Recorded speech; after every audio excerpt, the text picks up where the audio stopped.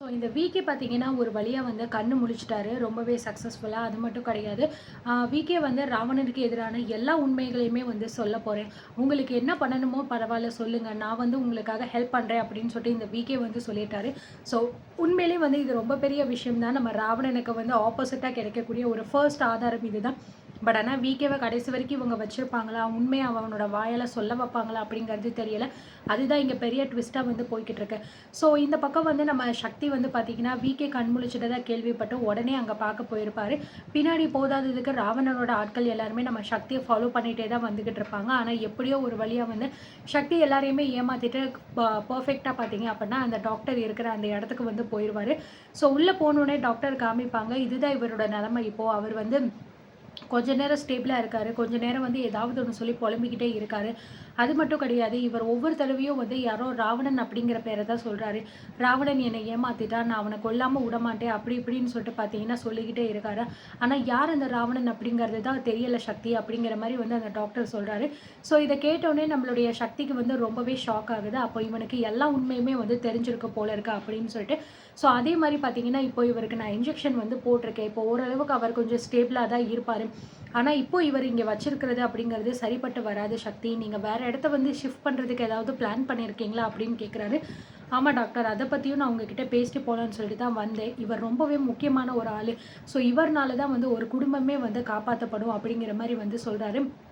நீங்க புரியுது சக்தி எல்லாமே. அதுக்காக தான் நான் வந்து இவ்ளோ ரிஸ்க் எடுத்து நீங்க சொன்னீங்க அப்படிங்கிறதுக்காகவும், நான் உங்களுக்காக இவர வந்து நான் ரெக்கவர் பண்ண வச்சிருக்கேன். பட் ஆனா இன்னும் ஸ்டில் இவர் நல்லபடியா ரெக்கவர் ஆகணும்னா, இன்னும் கொஞ்ச நாள் இவருக்கு டைம் தேவைப்படும் அப்படிங்கிற மாரி சொல்றாரு. இந்த மாதிரி இவங்க 2 பேருமே பேசிக்கிட்டே இருக்கும்போது, இந்த பக்கம் பார்த்தீங்கன்னா, மறுபடியும் நம்ம விகே வந்து அப்படியே மயக்கத்திலே புலம்ப ஆரம்பிக்கிறாரு. ராவணன் என்ன வந்து சீட் பண்ணிட்டாரு. ராவணன் நான் உன்ன வந்து கொல்லாம விடமாட்டேன்டா. எனக்கே நீ வந்து துரோகம் பண்ணிட்டல்ல. நீ சொன்ன எல்லா விஷயத்தையுமே நான் பண்ணேன். ஆனா நீ என்ன வந்து சீட் பண்ணிட்ட. உன்ன நான் கில் பண்ணாம விடமாட்டேன் அப்படின்னு அப்படியே ரொம்பவே மயக்கத்திலே வந்து கத்திக்கிட்டு இருக்காரு. பார்த்தீங்களா சக்தி, இதுதான் இவரோட நிலைமை. ஸோ இவர் வந்து ஸ்டேபிளா இருந்தாலுமே, இந்த மாரி ஒரு விஷயத்த நெனச்சு அவர் அகைன் அகைன் பார்த்தீங்கன்னா சொல்லிக்கிட்டு இருக்காரு. மேபி இந்த ஒரு விஷயம் வந்து அவருக்கு ரொம்பவே வந்து மன உளைச்சல கொடுத்துருக்கு போல இருக்கு அப்படின்னு சொல்லும்போது, நான் வேணா அவள எழுப்புறேன். நம்மளால பேச முடியுமான்னு பேசி பார்க்கலாம் அப்படின்னு சொல்லிட்டு, இந்த பக்கம் சக்தி உட்காந்துக்கிறாரு. அந்த பக்கம் டாக்டர் உட்காந்துக்கிட்டு, ஸோ விகே இந்த மாரி எந்திரிங்க. யார் வந்திருக்கான்னு பாருங்க. உங்கள பார்க்கறதுக்கு யாரோ ஒருத்தவங்க வந்திருக்காங்க அப்படின்னு சொன்ன அந்த டாக்டர் வந்து சொல்றாரு. ஸோ விகே வந்து ஃபர்ஸ்ட்டு கொஞ்ச நேரம் வந்து எந்திரிக்கவே மாட்டேங்கிறாரு. அமைதியா தான் வந்து இருக்காரு. கொஞ்சம் எந்திரிங்க, உங்களுக்கு கான்ஷியஸ் இருக்கு. நீங்க தாராளமா கண்ணு முழிக்கலாம். எந்திரிச்சு பாருங்க யார் வந்திருக்காங்க அப்படின்னு சொல்லும்போது, ஸோ அப்பதான் விகே கொஞ்சம் கொஞ்சமா வந்து கண்ணு முழிச்சு பார்க்குறாரு. அங்க இருக்கிறது சக்தி அப்படிங்கிற விஷயம் பார்த்தீங்கன்னா, அவனுக்கு வந்து தெரியுது. ஸோ உடனே பார்த்தீங்க அப்படின்னா, நம்ம விகே கிட்ட வந்து சக்தி வந்து சொல்றாரு, பயப்படாதீங்க. நான் வந்து உங்கள எதுவுமே வந்து பண்றதுக்கு வரல. சொல்லப்போணும் அப்படின்னா, நீங்க வந்து குண்டடிப்பட்டு கிடந்தீங்க. உங்கள காப்பாத்துனது நானும் என் ஒய்ஃப் ஜனனியும் தான் அப்படிங்கிற மாரி சொல்றாங்க.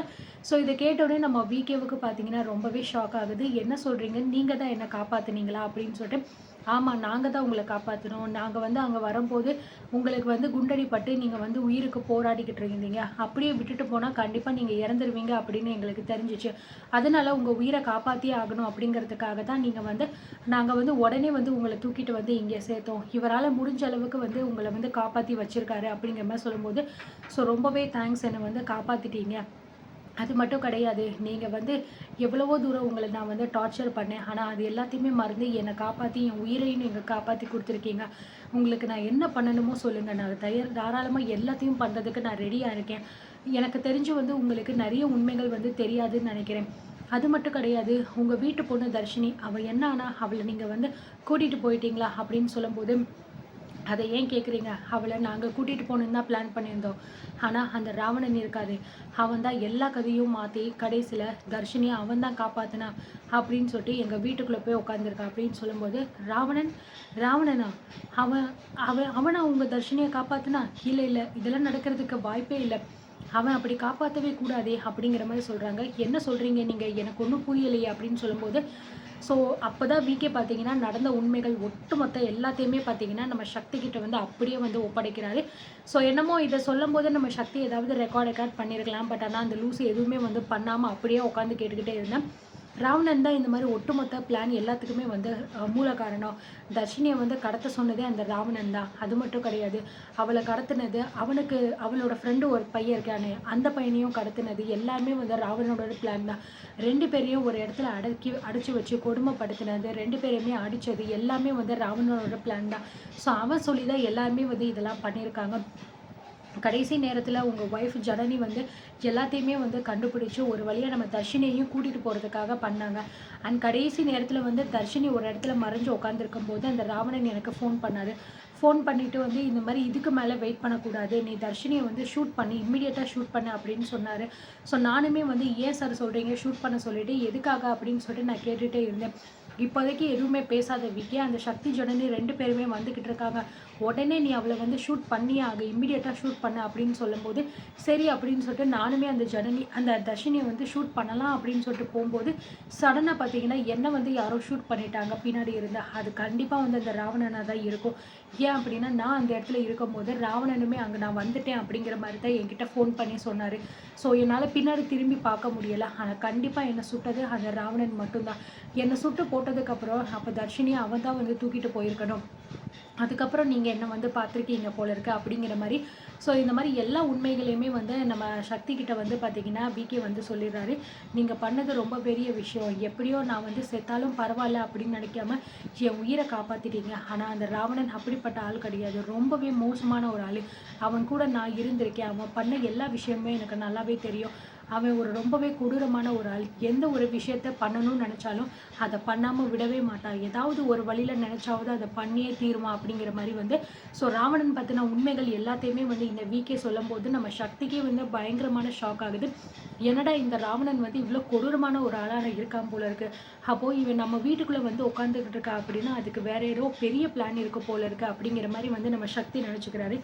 சரி, நீங்கள் எதை பற்றியும் நினச்சி கவலைப்படாதீங்க, கண்டிப்பாக வந்து நானும் என் ஒய்ஃப் ஜனனியும் உங்களை நல்லபடியாக பத்திரமா பார்த்துப்போம், நீங்கள் கவலைப்படாதீங்க, உங்களுக்கு அவ்வளோதான், எல்லாமே சரியாயிடுச்சு, நீங்கள் கொஞ்சம் ப்ராப்பராக ரெஸ்ட் மட்டும் எடுங்க, உங்களை இந்த இடத்துலேருந்து வேறு ஒரு நல்ல இடத்துக்கு வந்து மாற்ற போகிறோம் அப்படிங்கிற மாதிரி சொல்கிறாங்க. இல்லை அந்த ராவணன் பற்றி உங்களுக்கு வந்து இன்னும் சரியாக தெரியலை. அவன் நினச்சா அப்படின்னா நிச்சயமாக உங்களையும் என்னையும் சும்மா விட மாட்டான். அவன் கண்ணில் நம்ம என்றைக்குமே பற்றவே கூடாது அப்படின்னு பார்த்தீங்கன்னா விகே வந்து ராவணனை பார்த்து ரொம்பவே வந்து பயப்படுறாரு. பரவாயில்ல, ஓகே சார், நீங்கள் கொஞ்சம் பொறுமையாக இருங்க, அதெல்லாம் எதுவும் ஆகாது, நாங்கள் பார்த்துக்குறோம் அப்படின்னு சொல்லிட்டு பார்த்தீங்கன்னா வந்து. ஸோ அதுக்கப்புறம் நம்ம விகே அப்படியே அமைதி ஆயிடுறாரு. அண்டு நம்ம டாக்டர் கேட்குறாரு, இப்போ என்ன பண்ணலாம் சக்தி, நீங்கள் தான் சொல்லணும், என்ன பண்ண போகிறீங்க, இவரை எங்கேயாவது மாற்றணும் அப்படின்னா எங்கே மாற்றலாம் அப்படிங்கிறது நீங்கள் சொன்னீங்க அப்படின்னா அடுத்த ப்ரொசீஜர் பண்ணிடலாம் அப்படின்னு சொல்லும்போது நீங்கள் சொல்கிறதெல்லாம் ஓகே டாக்டர், பட் ஆனால் இப்போ வந்து நிலைமை எப்படி இருக்குன்னு தெரியலை. ஏன்னா நான் ஏற்கனவே இங்கே வரும்போதே ஒரு காரில் எனக்கு பின்னாடி நிறைய பேர் வந்து என்ன ஃபாலோ பண்ணிட்டு வந்தாங்க. நிச்சயமாக வந்து அவங்க வந்து என்னையும் இவரையும் வந்து ஏதாவது பண்ணுறதுக்காக தான் ஃபாலோ பண்ணிட்டு வந்திருக்கணும் அப்படின்னு சொல்லும்போது அப்படியா அப்படின்னு சொல்கிறாங்க. ஆமாம் டாக்டர், அது மட்டும் கிடையாது, நான் வந்து அவங்களுக்கு தெரியாமல் தான் வந்து இந்த இடத்துக்கே வந்திருக்கேன். இப்போ இவரை கூட்டிகிட்டு போகும்போது ஒரு வேளை அவங்க பார்த்துட்டாங்கன்னா நிச்சயமாக எங்கள் 2 பேர்த்தையுமே உயிரோடய விட மாட்டாங்க அப்படின்னு சொல்கிறாங்க. அப்போ என்ன பண்ணலாம் சக்தி அப்படின்னு சொல்லும்போது, ஸோ நம்ம சக்தி வந்து ஜனனிக்கிட்ட பேசலான்னு தோணுது போல இருக்குது. ஒரு நிமிஷம் இருங்க டாக்டர், நான் வந்து ஜனனிக்கிட்ட பேசிக்கிறேன் அப்படிங்கிற மாதிரி வந்து சொல்கிறாரு நம்ம சக்தி.